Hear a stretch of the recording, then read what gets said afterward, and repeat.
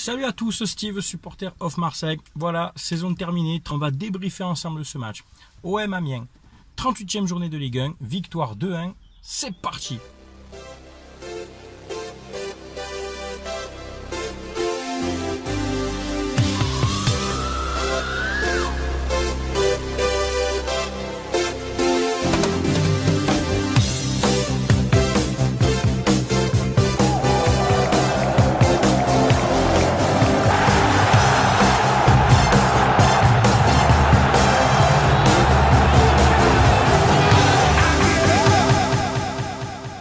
Bon, tout d'abord, il y a plein de choses à dire. L'ambiance, évidemment. Bon, l'ambiance, stade bien garni, un beau stade Vélodrome pour la dernière journée. Il y avait beaucoup de monde. Ça faisait un petit peu ambiance familiale. Il y avait du monde en virage. Il y avait des tifos. Il y avait de l'engouement. Il y avait surtout de l'espérance de finir sur le podium. À 2 minutes de la fin, il y a beaucoup de gens qui se sont levés à gagner. Enfin, je sais pas qui encore a déclenché ça, mais les gars, soyons sérieux un peu. Vous nous avez fait le coup, j'étais au stade en 2009, rappelez-vous la saison 2008-2009, avec Guéret, où on finit second, et Bordeaux jouait à Caen, rappelez-vous. Et Bordeaux devait perdre à Caen. Et d'un coup, il y avait une clameur générale dans un virage, le virage sud, je crois, j'étais à gagner, moi. Et tout le monde a cru que Caen avait gagné contre Bordeaux. Enfin, enfin les gars, s'il vous plaît, ne déclenchez pas des trucs comme ça, c'est un petit peu ridicule et du coup ça met tout le monde un peu dans le suspense et fait voilà quoi. Bon ben on finit quatrième. On finit quatrième d'une belle saison. Alors vous le savez, avec moi il n'y a pas de démagogie, il n'y a pas de langue de bois. Je dis les choses comme je les pense. Je suis intègre, entier. Je suis authentique, donc il ne va pas y avoir de blabla. Pour ma part, oui je suis déçu. Alors 77 points, pour être quatrième, 77 points, c'est du jamais vu, c'est énorme. Je suis remonté les saisons précédentes un petit peu pour voir ce que ça donnait, les classements. Avec 77 points, les saisons précédentes, tu pouvais être soit champion, soit deuxième. Et des fois troisième, mais tu étais souvent dans les deux premiers. L'année dernière, avec 77 points, on aurait été quatrième aussi, puisque Nice a fini avec 78 points, un point près, quoi. Pour vous dire qu'en gros, le championnat de Ligue 1, c'est vraiment amélioré. On a un Big Four avec Paris qui est intouchable, enfin intouchable avec tous ces millions. Monaco et Lyon qui sont stables depuis plusieurs années. Et nous qui revenons tout doucement dans le rythme, dans la danse, quoi. Avec un projet très cohérent, très fiable, structuré. Je m'adresse à tous ceux encore qui ont critiqué la direction en début de saison. Moi, j'ai toujours soutenu cette direction pour tout le travail qu'ils ont fait tout au long de la saison, enfin depuis qu'ils sont là. Je pense que on a vu le résultat, ça a porté ses fruits. Je peux moi me vanter, me dire que depuis le début, je soutiens la direction et que maintenant, je leur dis bravo. Bravo à cette direction de nous mettre là où on est. 77 points, ça se joue quoi? À rien du tout. Le match contre Lyon à domicile, si on ne fait que match nul, on est devant eux. Avec des si, vous me direz, on peut faire 1000 choses, quoi. Mais c'est vraiment enrageant parce que je trouve qu'on mérite plus que eux d'être sur le podium. On a fait 62 matchs cette saison, donc c'est éprouvant. On est allé au bout d'une Coupe d'Europe, même si on l'a perdu malheureusement. On a passé quelques tours de Coupe de France. Alors vous savez mon avis sur ça, que Garcia aurait dû faire plus tourner en Coupe de France en faisant jouer Rokia, Camara et Sarri, serait soulager certains joueurs. Et qui sait, peut-être qu'en fin de saison, ces joueurs nous auraient permis de gagner un match. Enfin voilà, tout ça c'est fait, mais vous connaissez mon point de vue.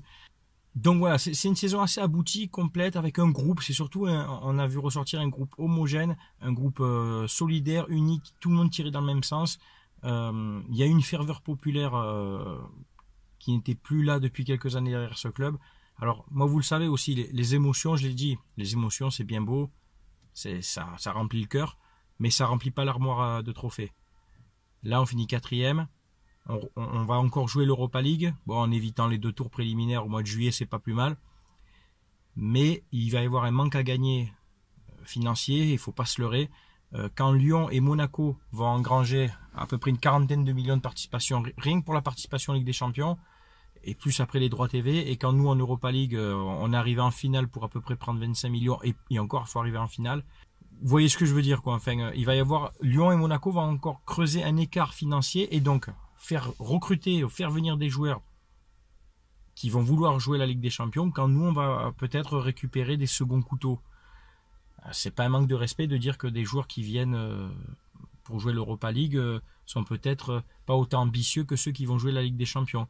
Ou alors il faut faire des bons coups comme Gustavo, etc. Mais c'est pas tous les ans que tu fais des Gustavo.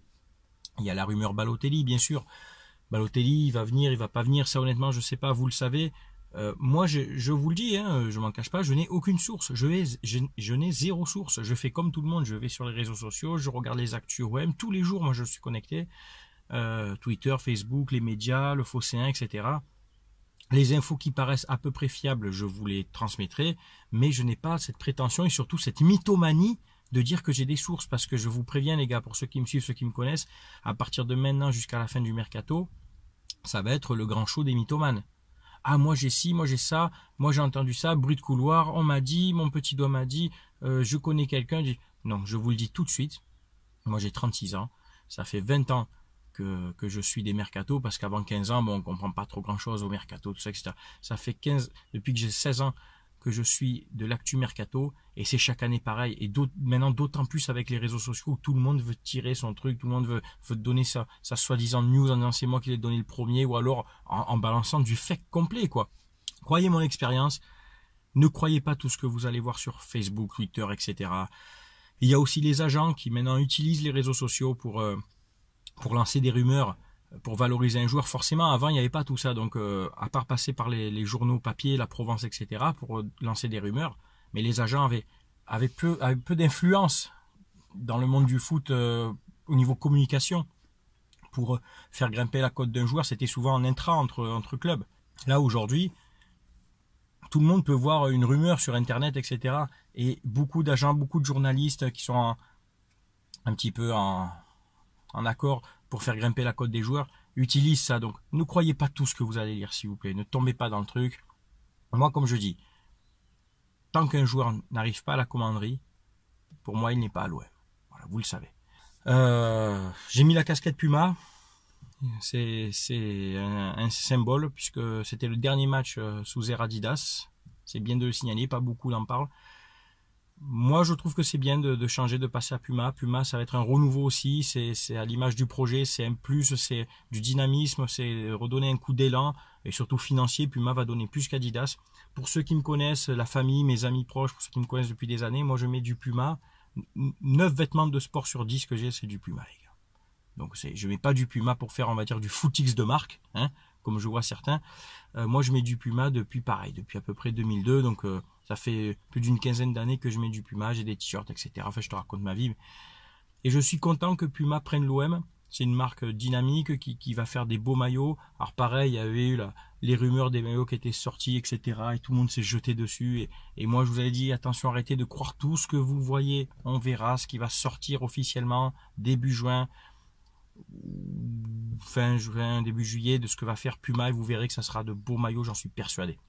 Pour le jeu, donc bon, on gagne le match 2-1, on ouvre le score très rapidement, un très beau but de Sanson sur une passe de Camara, et après Mitroglou qui marque un but. J'aurais un but de renard, mais un but un peu tout fait, quoi.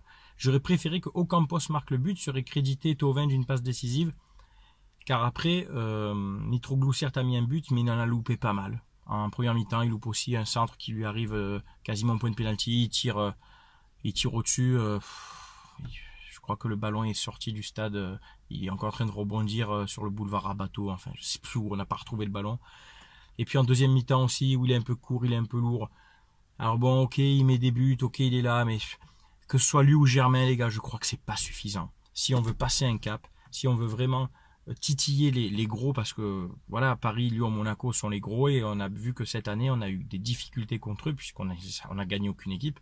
Eh bien, il va falloir un moment ce mec devant qui fait la différence. Ce mec devant qui, tu lui donnes 2-3 ballons, il va en planter forcément un. Balotelli ou un autre. C'est pour moi la priorité mercato, c'est un 9 de niveau international. Peut-être qu'il va falloir mettre un peu d'argent, donner des gros salaires, mais sans ça, les gars, on peut pas se leurrer.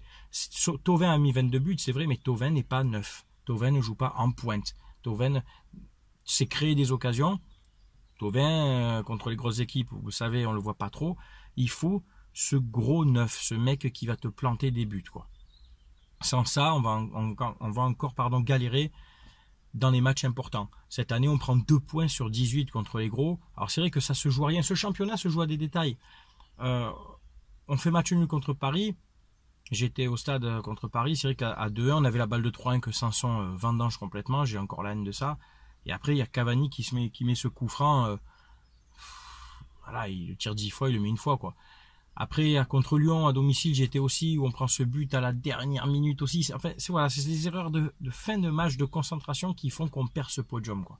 Monaco, pareil, de 2 contre eux, alors qu'il y avait la place de marquer. Enfin, il faut améliorer cette finition, il faut passer un palier, il faut vraiment avoir ce neuf devant et un autre gars derrière costaud, même titre que Rami, pour pouvoir laisser Gustavo au milieu de terrain, car Gustavo, sa place c'est au milieu de terrain, on l'a bien vu là contre Amiens, que quand il est au milieu, c'est lui qui tient le jeu, quoi. C'est lui le métronome, quoi. Il récupère les ballons, il distribue bien, il est habile, il a cette rapidité d'exécution de passe que beaucoup n'ont pas.